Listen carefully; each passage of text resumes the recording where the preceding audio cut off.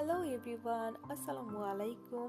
Welcome back to my channel Tales of Ahizabi after a very long time.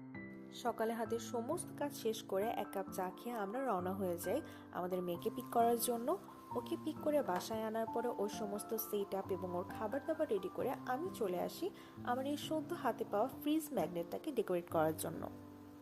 দেখতে বেশ ভারী মনে হলেও এই উডেন ব্লকটা এবং এর সাথে দেওয়া ফ্লাওয়ার ভাসটা কিন্তু খুবই লাইট ওয়েট, কারণ ভাসের যে মেইন বডিটা সেটা হচ্ছে প্লাস্টিকের তৈরি, যার কারণে পানি অ্যাড করার পরেও তেমন একটা বেশি ওয়েট ফিল হচ্ছিল না এই ম্যাগনেট এবং উডেন ব্লক দিয়ে।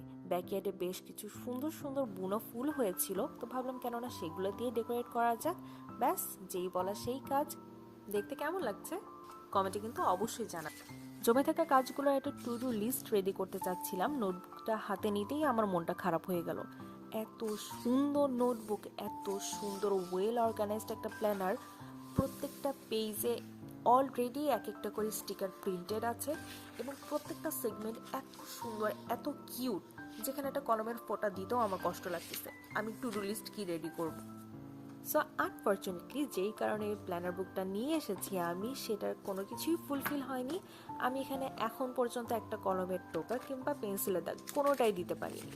যাই হোক, এরপর আমি চলে আসি আমার এই ছোট্ট বাস্কেটটাকে ডেকোরেট করার জন্য, ডেকোরেট না বেসিক্যালি অর্গানাইজ করার জন্য। দেশ থেকে আমি অনেকগুলো ফেস প্যাক এনেছিলাম, সেগুলো সেই তখন থেকে বাক্সবন্দি হয়েছিল, তো ভাবলাম এগুলাকে এখন একটু খোলামেলা অর্গানাইজ করে রাখা যাক।